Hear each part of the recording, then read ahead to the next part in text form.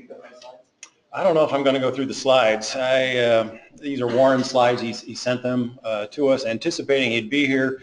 So for me to fumble through his slides, probably not a good idea.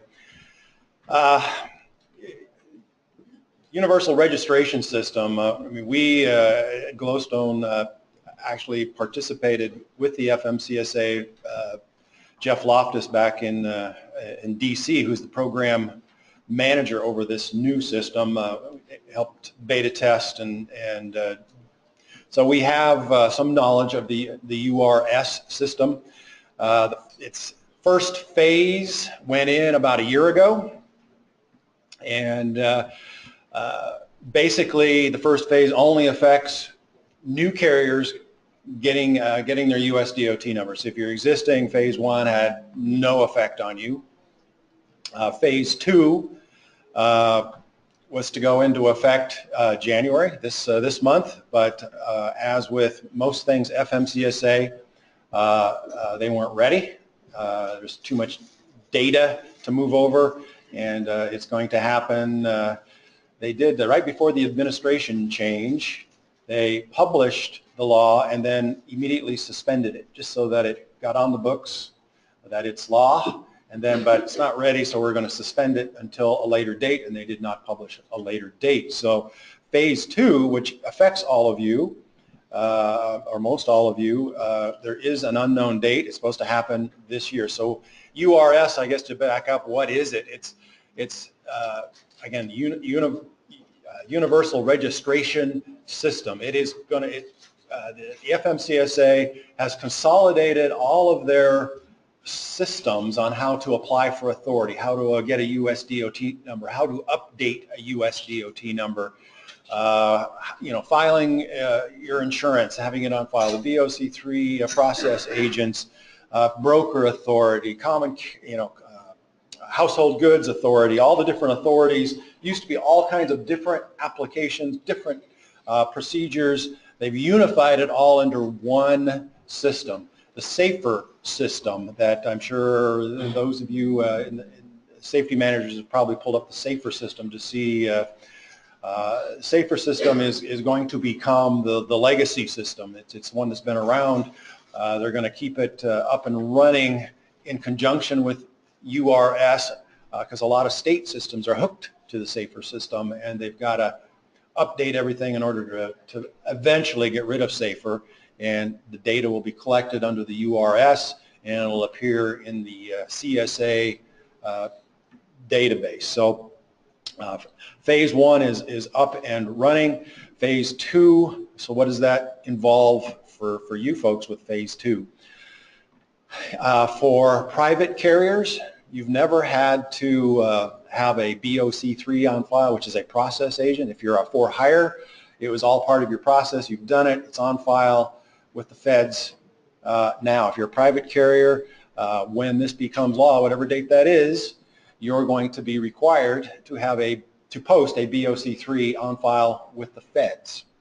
If you are a private hazmat carrier, you're going to have to do that, as well as post insurance on file with the feds, which you've never had to do before. For hire guys, you've always had to have your insurance posted up with the feds, so that's really no change for you. What's going to change for everybody, everybody's familiar with MCS 150 update is the old term, where you are required every 2 years to go and update your information with the US DOT. It's not MCS 150 anymore. It's going to be a different acronym that I can't remember. It's probably in a slide somewhere. But you're gonna be required to do that update. They put teeth into, if you fail to do so, there's going to be punishments, fines that can be imposed. But you're going to be required to have a portal with the FMCSA to be able to file what was known as your MCS 150 update. Currently, doing your update, you've been given a US DOT PIN number. You'd go in and use your PIN number, and you'd provide your update, which is how many drivers, how many trucks are on the road, how many miles you drove last year. that PIN number system is going away, and it's going to require every single company to open a portal within the FMCSA system. To do that, it requires ownership, the owners of the company, to establish that portal. They can then grant viewing rights to other staff members or third parties or whomever. The password is going to expire every frickin' 90 days, and you're going to have to get a new one. They're very security conscious. This portal will give you all of your CSA data, but it's all going to be run through this portal. So you're going to be required to establish the portal. If you haven't established it now, you can establish. By now, you can establish it at any time. It's up, and that portal is up and running today. So that's a change that you're going to have to go through with this phase 2 within whatever date they have, what they will come out with when it becomes effective. So for the private fleets out there, there's some changes. Hazmat, private fleets, there's some bigger changes that you're going to have to go through. So for you for-hire guys, really no change unless you're new entrant coming in to be for-hire. There's going to be everything is electronic. It's, I think, 90 different screens or so to be able to go through this URS process to sign up for a US DOT number. In Warren's email to me this morning, one thing that he wanted to pass along is that the FMCSA just received word from the CVSA that April 1st, 2017, that if your US DOT number has been inactivated, no longer active, it's going to be an out-of-service violation. So if you've forgotten to do your MCS 150, and they will turn off your US DOT number, and as soon as you hit a way station where they check it, as of April 1st, it's out of service. So that's one thing he said that I should pass along to you. So that's what I know about URS. Is there any questions from there? So it's not, again, it's coming, but there's no specific date. Yes, sir. Could I have a comment about the URS? Yep. It's kind of replaced the UCR fee, which every carrier's fee was different, depending on fleet size, mileage, and whatnot. The URS system is going to have one fee for everybody, and it's going to be renewed every 2 years. So it's basically replacing part of the UCR. UCR is completely different. It has nothing to do with URS. The acronyms are very similar. UCR is Unified Carrier Registration. It's just simply a fee by the number of units that you've got. That money goes towards safety. URS is a registration system for registering for your US DOT number. You still would have to register based on the authorities that you want. If I want motor carrier for hire authority, the fees are going, yes, they are going to change. Right now, you can get your US DOT number for nothing. Go online, you fill it out, and there's no fee change. It's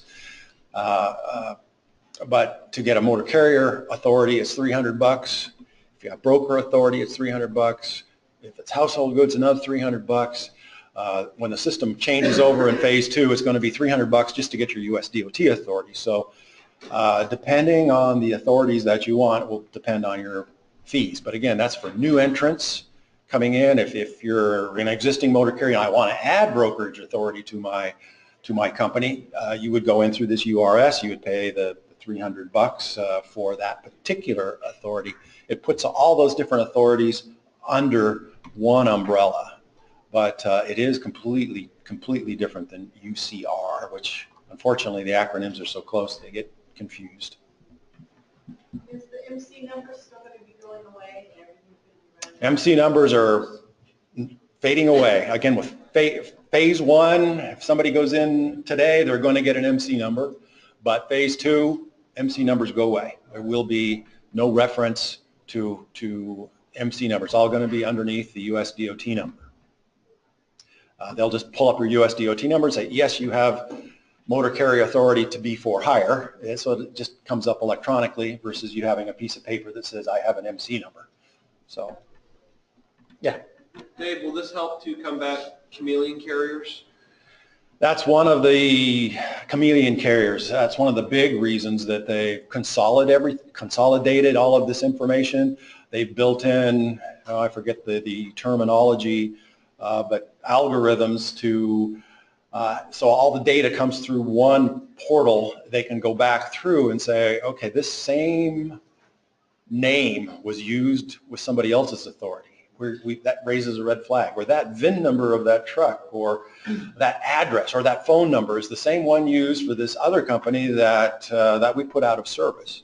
Those things are going to be cross-checked within all of this big data that the FMCSA, they've moved all of their data here if you've tried to use Safer over the last month, it's been on and off because they've been moving all of their data to the cloud, and it's a huge process. They have a lot of data, again, in preparation to being able to use all of this data to cross-check, and really they're looking to eliminate the chameleon carriers, the carriers that get in trouble.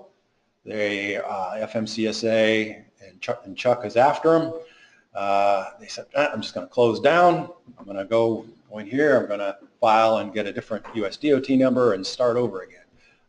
That is much, much more difficult to do these days, and they've actually put teeth into enforcing that with penalties and some pretty serious penalties. So I'm trying to combat that. So I had a chance to talk with Ed. I was in Salem at ODOT yesterday. Ed's in charge of the enforcement and the scales for the state of Oregon. Just FYI, he've written 670 tickets since January 1st for chains. Not having chains or not using chains. And Ed was very upset because he says the Oregon fine for a chain violation, he said it was like $169. And he said, he's afraid carriers are out there making a business decision, say, God, I got to get caught 3 times before those fines are going to cover the cost of a set of chains. And he says he was just beside himself on that a company would make that decision. And then and he cited a case 2 weeks ago of a mega carrier, one of their trucks coming up from 97 out of Klamath Falls, and he said that that truck slid on some ice and killed some folks in the head-on collision. The guy did not have chains, wasn't carrying chains, chains were required, and his comment was that driver is going to go to prison. So interesting conversation coming out of ODOT just yesterday. So chains, it is a very, very big thing with Oregon at the moment, especially with the snowmageddon we've had over the last few weeks. So,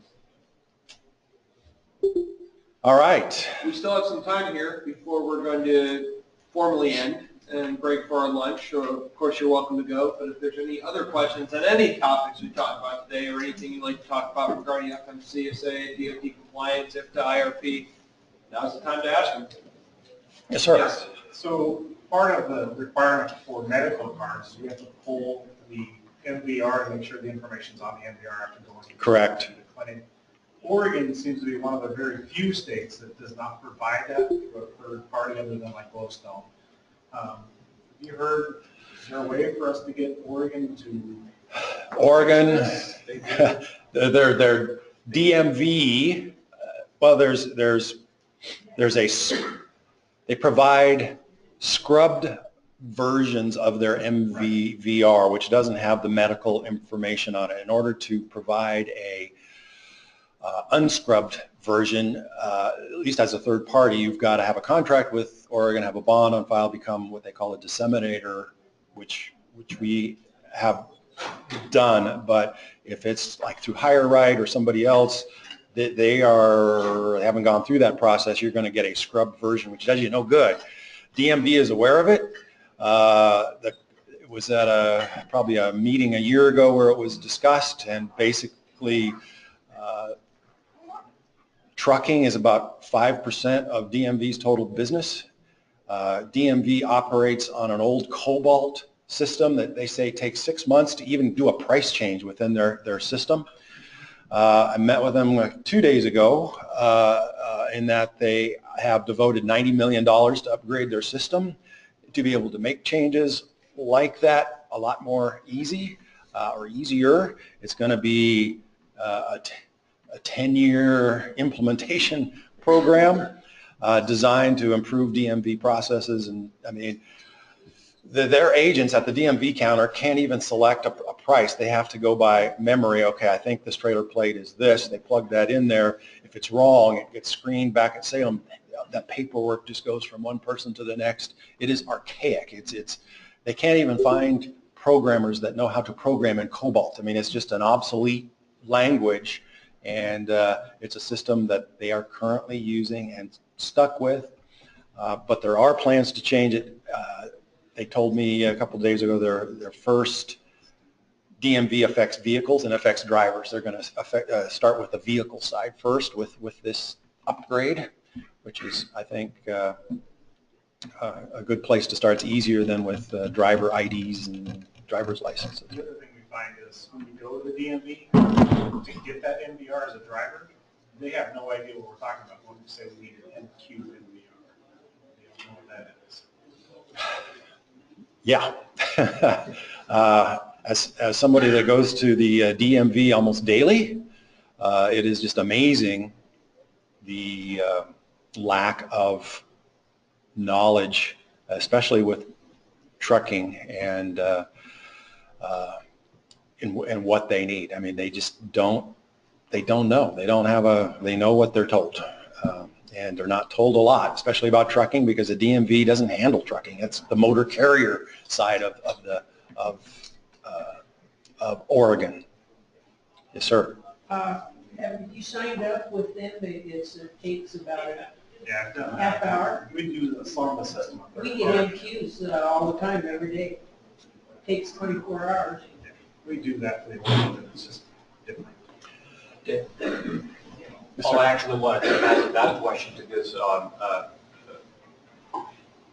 before you hire a driver, you probably run them by the insurance office, right?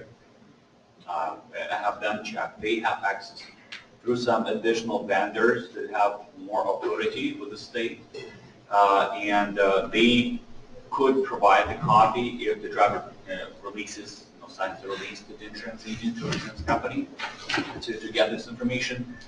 Like some vendors that we use in this LexisNexis or IIX, I believe, they can provide a court print, or alternatively, you can request the driver provides a driver's record with the application for employment. You can just give them kind of the application for work for employment and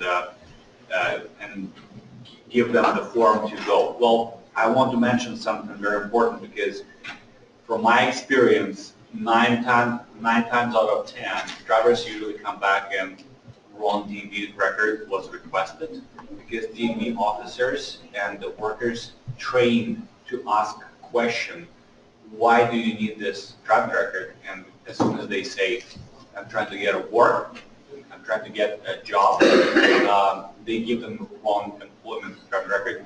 Drivers must specifically request certified court print with medical certification.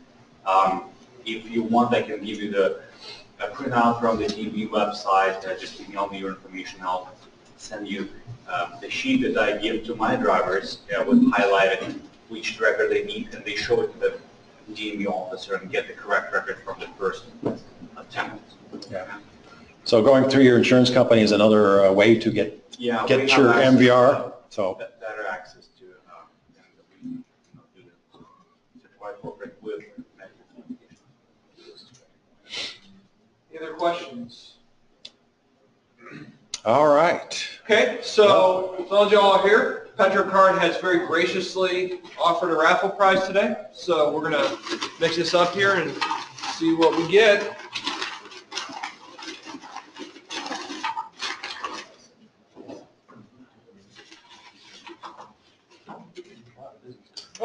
a business card. Rich Grolberg? Yeah. Okay, so we will make sure Petrocard gets in contact with you and gives you what that raffle is. I believe it's 25 free gallons of gas, so we'll make sure. Nice. Kevin mentioned this trucking day at the Capitol. Boy, the OTA is putting on. They would love to see a whole bunch of trucks at the Capitol to influence these legislators to really show them visually how important trucks are to this state. So please consider sending a truck or signing up with the OTA. You don't have to be a member to participate in the event, but they'd love to have you. And keep in mind, it's not just for for-hire carriers, it's private carriers too. So you folks who have more specialized equipment, let them know that these trucking regulations affect construction, they affect manufacturing, and a number of other businesses. Bring your trucks out. With that, folks, we are dismissed. If you'd like to stay for the lunch and learn, please do so. Otherwise, we hope you have a great day. Please check out our vendors. All right.